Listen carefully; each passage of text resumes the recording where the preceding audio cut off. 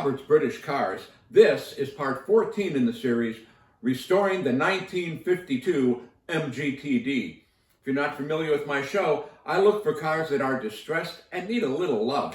This 52 TD was disassembled sitting in a carport. I rescued it. I'm trying to put it together. In our last episode, we made the dashboard. And what we did, if you didn't catch it, is this is a plywood dashboard that I stained with walnut stain. Today, we're going to try to install it in the car. You know, before I start messing with the dashboard, I'm going to take the steering wheel out of the way. Give me a little more room. Well, you know what they say, the longest project starts with the first bolt. From the looks of the rust on these bolts, this new dashboard has been in here a while. As you can see, I've got the dashboard out. An interesting note, this piece of wood right here has a hole in it. That hole is for the mirror. So a little bolt goes here, goes straight up, and that's what holds the mirror on. And as you can see here, on the other side of that piece of wood, there is no hole. It has been brazed up and painted over. So I'm going to have to drill a hole through this really nice paint job so I can install the mirror at some point. Here's another dilemma. Here's the piping. Does it go like that, or does it go like that? Like this, or like this? Like this, or like this? I don't have any idea. So what I did here is I put the inner dashboard back in temporarily with just the screws on the end holding it. And then I'm going to try to hold the regular dashboard in place and look at my seam. And this is telling me that the piping goes on the outside. Except when I get here, I got a little bit of a gap, and I hope the piping fills that up. So the piping's going to go on the outside. Okay, I've come up with a plan. I don't know if it's a very good plan, but it's a plan. What I'm going to do is I'm going to start at one end here, line it up. I'm going to put a couple of staples in to hold it. Then I'm going to glue and clamp as I go along to the other side. Let that set for a while and then come back and install the wooden dashboards. I have a couple staples holding the end in, and now I'm just going to put a spot of glue on here and try to hold it. So I got my contact cement down here on my brush. Get a little clamp, another little clamp. And that's what I'm going to do all the way around to the other side. And here is the other side all clamped in. While this is drying, I'm going to go see if I can fit that glove box into the inner dashboard. This is a new glove box, I think, from Moss Motors. This is the original glove box that's fiberglass and is lined with a very thick vinyl. The problem was the vinyl was coming loose around the edge. So rather than use the cardboard glove box, I'm going to try to restore the original glove box. And what I did is I re-glued the edge of the vinyl, and I have a few clamps holding it in place. Time to remove the clamps and see how our glue job did. I also put little pieces of metal on the inside to hold the corners.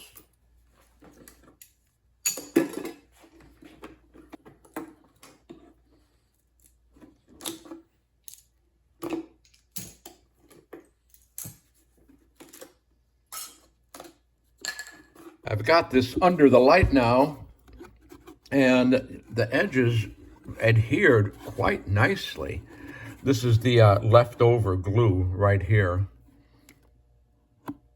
I'll clean that up. Okay, in case you're wondering what kind of adhesive I used to hold that together, I used the Weldwood contact cement. Good stuff. Now that this is nicely re-glued, I'm going to see what I can do about cleaning up the outside of this a little bit. What I've decided to do here is I'm just going to wipe this down and I'm going to paint it.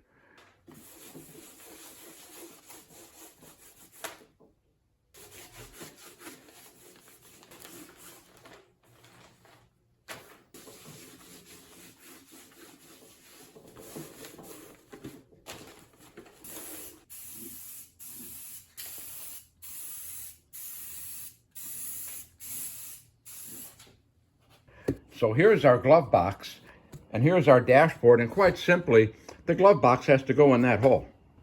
I'm going to take the inner dashboard and put it upside down, and then take the glove box and try to work it in the glove box hole. And there you go. That was hard. Now we'll just put the bolts through the dashboard to hold it in. These are 1/4-28, and I believe they're like 2 inches long. And then we just put on the nuts. There is our glove box attached to the inner dashboard. Here it is from the back side, and that is ready to be installed now. I've taken off all the clamps, and as you can see, our beading is attached quite nicely. I have my assistant here, so now we're going to try to put the inner dashboard in place. And what I have to do is I have to fit the dashboard in behind this lip. Let's see how that works. Okay, I'm going to take my end. I'm folding the bottom over like that. Go from the bottom. There, now lift it up. Okay. Let's see where you're at here. There we go. Good. Okay, hold it. Got it. Remember my comment about the rusty screws? I went and I got stainless steel ones to put in.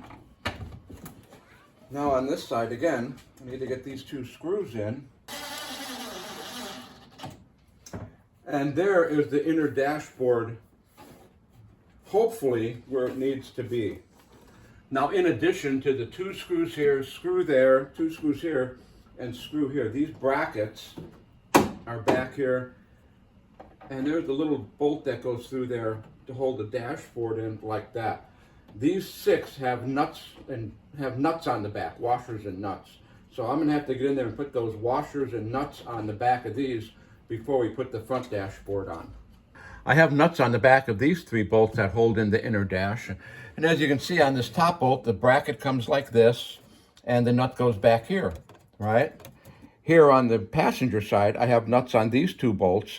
These 2 bolts are holding in the glove box, and up here is the 3rd bolt that holds in the inner dashboard.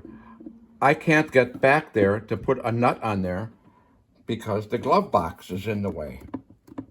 So I have to remove the glove box to get that nut on. So putting the glove box on the dashboard and then putting the dashboard in the car is probably not a good idea. However, I'm going to try to get a nut on that bolt, leaving the dashboard in.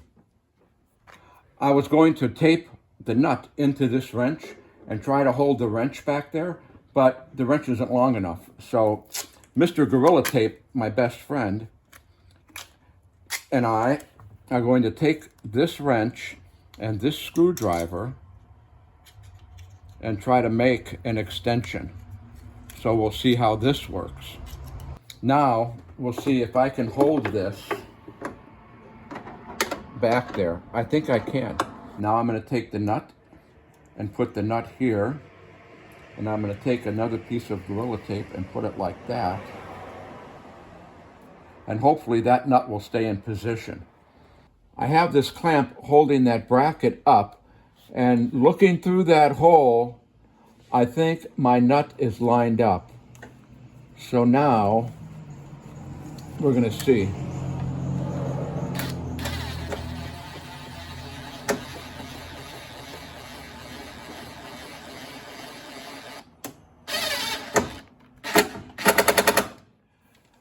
It's lined up, and I know that because there's no more nut on my wrench. So I didn't have to take the glove box out. Yay, good for me. Now we're going to try to put the front dashboard in place.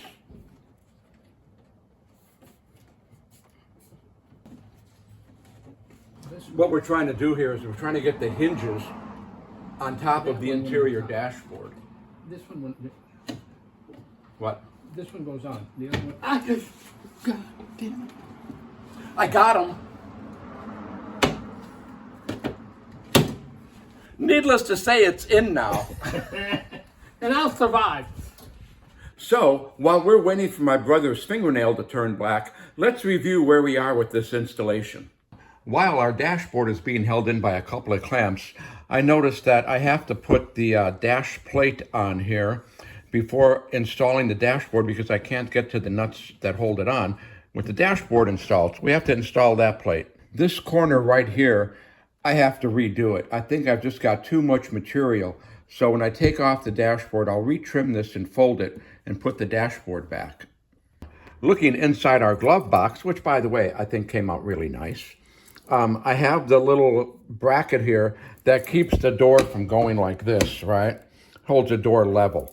Now, before I put that on, I have to attach this end to the inside of the glove box, but not to the door part because I'll be taking the front off. So you have to attach that in there, and then we'll wait to attach the front. This is the handle that came with the car in its totes full of parts. And on TDs, I see the handle mounted through this hole, which goes to a bracket behind the dashboard, and through the hole here, which would also be to a bracket behind the dashboard. But if the glove box in the way, the handle can't go here because, as you can see, I can't open the glove box. On other pictures of TDs, I saw this handle through this hole here and mounted above the glove box level. So that's where this handle is going to go, but I can't mount it until I permanently install the dashboard. Here is the original dash plate, and it's in very good condition. It's nice and shiny. The chrome is in good shape. However, this is the dash plate, I think it's bronze or brass and chrome trim that was in the parts that came with the car. And I believe this is the one that my friend John, the original owner, intended to be put on the car. So this is the one we're going to use. Installing this is not that difficult. Put the bolt in there, put the bolt in the hole, go to the back, put on the washer and the nut. Repeat 5 more times. While I'm here, I think I'm going to put in the speedometer and the tack. I've got a brand new little O-ring here that goes around the speedometer, and put the speedometer in the dashboard. The pictures I've seen have the speedometer on the left and the tachometer on the right. So that's what I'm going to do for now. And here comes the tachometer with its little rubber seal.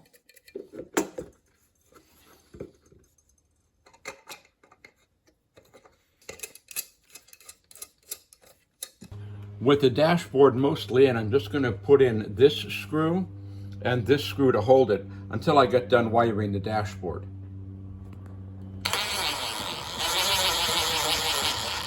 These are not the screws you want to round out, so I'll give them the final tightening by hand. Here is our dashboard. Let's take a closer look. Here is the end of the beading on the driver's side. And here is the end of the beading on the passenger side. The speedometer and the tachometer are installed. I'm holding off on the rest of it until I do the wiring. And here is our glove box. It looks pretty nice and clean in there. We have our little stopper installed, but not attached to the door permanently. And it closes with a distinctive click. There you go. Probably in our next episode, we're going to wire up the gauges, but I sure am happy with the way this came out. It looks really nice in there. Well, that just about wraps it up for this part of Robert's British Cars. In case you're wondering how much it cost to install the dashboard, it didn't cost anything. So we're still sitting at $12,039.55. Don't forget, if you want to follow along and watch the restoration of this 52 TD or the 64 MGB or who knows what else I'm going to get into, subscribe to Robert's British Cars. We'll be seeing you next time.